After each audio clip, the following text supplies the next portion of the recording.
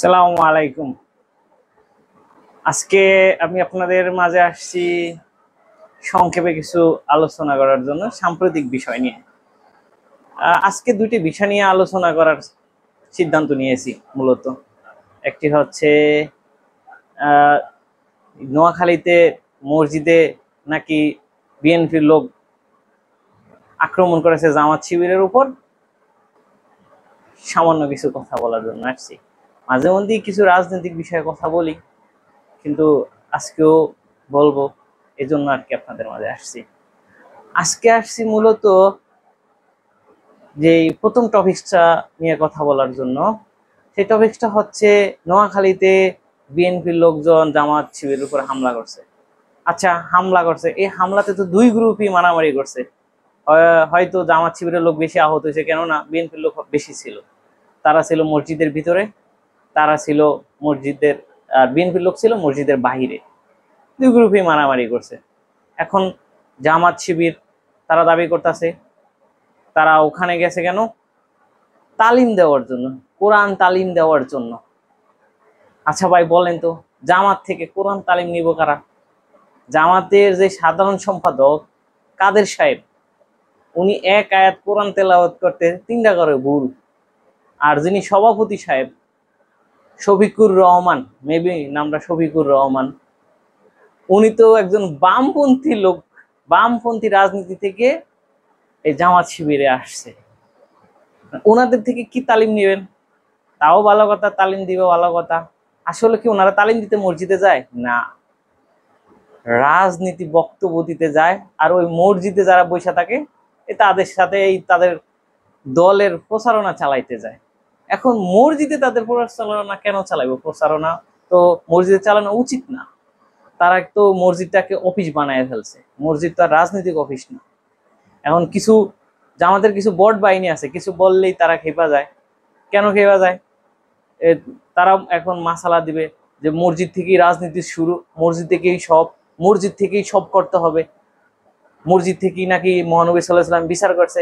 আরে ভাই, মসজিদ থেকে কি মহানবী সাল্লাল্লাহু আলাইহি সাল্লাম বিচার করছে? মহানবী সাল্লাল্লাহু আলাইহি সাল্লাম একজন ইমাম, ওনার সেটা করার ইখতিয়ার আসছিল, উনি সর্বোত্তম ব্যক্তি। আর তোমরা কি করো? মসজিদে গিয়ে ইমাম থেকে মাইক কেড়ে নিয়ে তোমরা বক্তব্য দেওয়া শুরু করো। দেখেন তার প্রমাণ। জামাত ইসলাম 54 বছর ধরে এরকম একটি রাষ্ট্রের কল্পনা করে আসছে, কাজ করে আসছে। আমাদের উপর যত অত্যাচার, নির্যাতন, নিষ্পেষণ হয়েছে, আমার শরীরের প্রত্যেকটি অঙ্গ প্রত্যঙ্গ নির্যাতনের শিকার আছে। সিগারেটের আগুন দিয়ে আমার এই জায়গাটা পুড়িয়ে দেওয়া হয়েছিল। এই সব কিছুর মূল একটি কারণ ছিল যে আমরা একটা কোরআন সমাজ ব্যবস্থা চাই। আগামী 26-এর নির্বাচন দেখছেন তাদের অবস্থা। এখন আসেন, এই জামাতের লগে কিছু বট বাহিনী, তারা না বুঝে ফেসবুক চালায়, শেয়ার করে। তারা ভাবে কি তারাই বুঝে, আর কেউ বুঝে না। 4 সেপ্টেম্বর ঘটনা, 4 সেপ্টেম্বর 2020 সালে নারায়ণগঞ্জের মসজিদের নিচে দিয়ে একটা গ্যাস লাইনের পাইপ গেছে। তখন ওই গ্যাস লাইনের পাইপটা লিগে যে আস্তে আস্তে গ্যাস জমে একটা বিস্ফোরণের ঘটনা ঘটছে। সেই বিস্ফোরণে অনেক লোক আহত নিহত হয়েছে এবং মসজিদটা একদম বিধ্বস্ত হয়ে গেছে। মনে হয় যে ইরাক বা গাজাতে বোমা করছে ইহুদিরা, এরকম অবস্থা হয়ে গেছে। কিন্তু এটা গ্যাস লিকেজ বিস্ফোরণের কারণে 2020 সালের ঘটনা। এখন সেই বট বাহিনীরা এটাকে কিভাবে প্রচারণা করতেছে দেখেন। একদম অনেকগুলো পেজ থেকে একই জিনিস শেয়ার করতেছে, একই জিনিস শেয়ার করতেছে, একই জিনিস শেয়ার করতেছে। আরে ভাই, তোরা কি জানোস না যে এই দেশের অনেকটা মানুষ ফেসবুকে অ্যাক্টিভ থাকে, তারা এটাকে ফ্যাক্ট রিউমার চেক দিলে এটার কবেরকার ঘটনা আসিয়া পড়ে। তোমরা কি বুঝো না? আসলে কি তোমরা কি ইসলামিক দল? আমার তো মনে হয় না। তোমরা ইসলামিক দল কিভাবে হবা? তোমরা তো এই যে মিথ্যা সংবাদ ছড়ায়া সমাজে বিশৃঙ্খলা সৃষ্টি করো, তার মানে এটা কি ফিতনা না? তোমরা ফিতনা সৃষ্টি করো। একটা অন্য রাজনৈতিক দল যেটা করতে পারবে সেটা কি তোমরা সহজে করতে পারবা? ইসলামিক দল হইয়া অন্য রাজনৈতিক দল মিথ্যা কথা কইতে পারবে, তোমরা কি ইসলামিক দলে মিথ্যা কথা বলতে পারবা?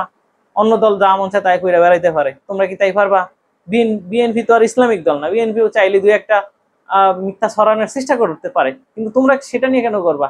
এই যে দেখুন কতগুলা গদ্যবের চেহারা আমি দিচ্ছি, স্ক্রিনশট রাখছি, দেখেন।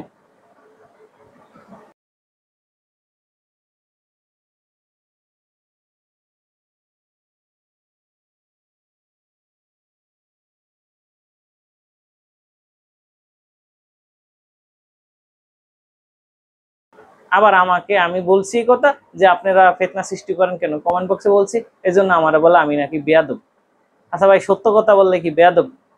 আপনারা রাজনীতি করার অধিকার আছে, দুনিয়া সবার অধিকার আছে, কিন্তু সেটা আপনারা ইসলামিক দল নিয়ে একটা ইসলামকে ব্যবহার করে তখন মিথ্যা কথা ছড়াবেন, গুজব ছড়াইবেন, রিউমার ছড়াইবেন। এটা কি আপনার ইসলামের সাথে যায়? এটা কি ইসলামের সাথে সরাসরি সাংঘর্ষিক না? তারপরে এই ইসলাম নিয়ে আপনারা নাম ব্যবহার করেন ঠিক, কিন্তু কি করেন? এই গুজব ছড়ান। এখন এগুলা শিক্ষিত মানুষরা কি বুঝে না যে কতদিনের আগে শেয়ার করেন, এতে কি হয়? ইসলামের প্রতি সন্দেহ ঢুকে যায় না? যে বড় বড় হুজুররা মিথ্যা কথা বলে। তারপরে এই যে চরমনায়া হুজুরের যে পেজ গুলা, বেশিরভাগ চরমনায়া হুজুরের যেই মানে অনুসারী যারা, এরা তো ধরেন পয়রা শূন্য আলেম হয় নাই, আর অনেক শিক্ষিতও না। তারা চরমনায়া হুজুরের ওখানে গিয়ে মুরিদ হয়েছে, এখন তারা নতুন ফেসবুক চালানো শিখছে। ছবি একটা পাইছে, শেয়ার করে দিছে, ছবি একটা পাইছে, আপলোড দিয়ে বইলা দিছে আওয়ামী লীগের আমলে এটা ঘটে নাই, স্ক্রিনশট দিয়ে বলছে কি দেখছেন, এটা গাজার ঘটনা না, এটা গাজা না, এটা বাংলাদেশ। মানে মানুষকে কি পরিমাণ ইমোশনালি করতেছে। জামাত আবার কি লেখতেছে? জামাত সেটা লেখে নাই, জামাতের লোকজন লেখছে তারা নাকি কোরআনের তালিম দিতে গেছে। মানে মানুষের কিভাবে ইমোশনালি ব্ল্যাকমেল করে দেখেন, তারা কোরআনের তালিম দিতে গেছে।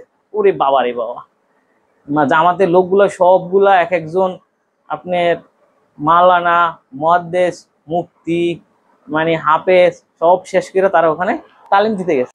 জামাতকে নিয়ে আরেকটু কথা বলতে চাই।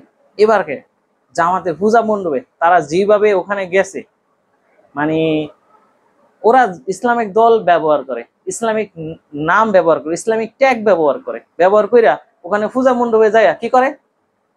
তাদেরকে শুভেচ্ছা জানায়। আরে ভাই, তোমরা তাদেরকে, যারা শিরক করে তাদেরকে তুমি শুভেচ্ছা জানাইতে পারো না তো? কেননা শুভেচ্ছা তুমি জানানো মানে কি? তাদেরকে উৎসাহিত করা। শিরক করাকে উৎসাহিত করা। শিরক করাকে উৎসাহিত করলে কি হয়? তাহলে আপনাকে তো শিরকির মধ্যে চলে গেলেন। দেলোয়ার হোসেন সাইদির কথা বলি, উনি জামাতের তো একজন বড় পর্যায়ের লোক ছিল, নেতা ছিল, তাই না? উনি, আমার যতটুকু জানা মতে, উনি কোনো ধর্ম মন্ত্রণালয়ে কোনো একটা দায়িত্ব পালন করছে বিএনপির আমলে। উনি কখনো কোনো পূজা মণ্ডপে গেছে কোনো একটা ছবি দেখাইতে পারবেন? উনি তো সমস্ত পূজা মণ্ডপের দায়িত্ব পালন করছে, লোক পাঠাইছে, নিরাপত্তা দিচ্ছে, ঠিকই গেছে, কিন্তু উনি তো কখনো যায় নাই। আপনারা খালি এটা বলাই বাকি রাখছেন জামাতের লোকজন যে আমাদের সে ইসলাম ধর্ম সে হিন্দু ধর্মটা বালা, খালি এটাই বলা বাকি রাখছেন। প্রত্যেকটা জামাতের লোক কিভাবে পূজা মণ্ডপে গেছে, আমি যদি মিথ্যা কথা বলে থাকি, আপনারাও ওই নেতাগো যারা প্রত্যেক এলাকায় এমপি যে নেতারা আছে, হ্যাঁ প্রোফাইল চেক করলে আপনারা বুঝবেন, বুঝছেন? আর এটা তো আমার প্রুফ দেওয়ার প্রয়োজন নাই, আপনারা এই খুঁজে নিয়ে দেখেন। আর বিএনপি যে ভালো দল এরকমও না, মানে বিএনপিরও সমালোচনা আছে, তবে বিএনপি তো ইসলামিক ট্যাগটা ব্যবহার করে না, যে ইসলামিক দলের নাম দিয়ে তারা পূজা মণ্ডপে যায়। তারা তো ভাই একটা সাধারণ দল, কিন্তু আপনারা তো ইসলামিক দল দিয়ে এগুলা করতেছেন। এগুলা কইরেন না ভাই। ভাই, রাজনীতি করার অধিকার সবার আছে, আপনারও আছে, কিন্তু সেটা মিথ্যা কথা বলে, ইসলামিক ধর্ম ব্যবহার করে, ইসলামকে ছোট করে রাজনীতি করার দরকার কি? আপনি রাজনীতি করেন, আপনার মতো করে রাজনীতি করেন, কিন্তু আপনি ইসলামের দল নিয়ে রাজনীতি করে দলকে ছোট করার দরকার কি? এই যে শিশির মনি, মানে কি বললো ওখানে গিয়া, রোজা আর পূজা একই মুদ্রার এপিঠ ওপিঠ। ভাই, একদম ডাহা একটা শিরক কইরা আবার আসছে সেটার পক্ষে সাফাই গাইতে, ঠিক আছে? ওই নজরুলের সেই উদ্ধৃতি নিয়ে আসছে, নজরুল নাকি একবার বলছে খোদার বক্ষে লাথি মারি, তখন নাকি নজরুলকে সব মাওলানারা ধরছে যে আপনি এই কথা কেন বলছেন? তখন সে বলছে আমি ওই খোদার বক্ষে লাথি মারি যারা ওই মূর্তি পূজা শিরক, মানে ওরকম একটা কথা বলছে। এখন মানে শিশির মনির ওনারা ওই পর্যায়ে নিয়ে যাইতে চাইতেছে। আরে ভাই, আমি ভাবছি যে শিশির মনি অন্তত এটা নিয়ে একটা ক্ষমা চাইবে, ঠিক আছে, ভুল মানুষের হতে পারে, ক্ষমা চাই, একটা বিবৃতি দিবে, যে তার মতো সে রাজনীতি করবে। রাজনীতি করেন, সমস্যা, রাজনীতি করার সবারই অধিকার আছে, কিন্তু মানুষের আবেগ নিয়ে আপনারা রাজনীতি করতে চাইতেছেন কেন?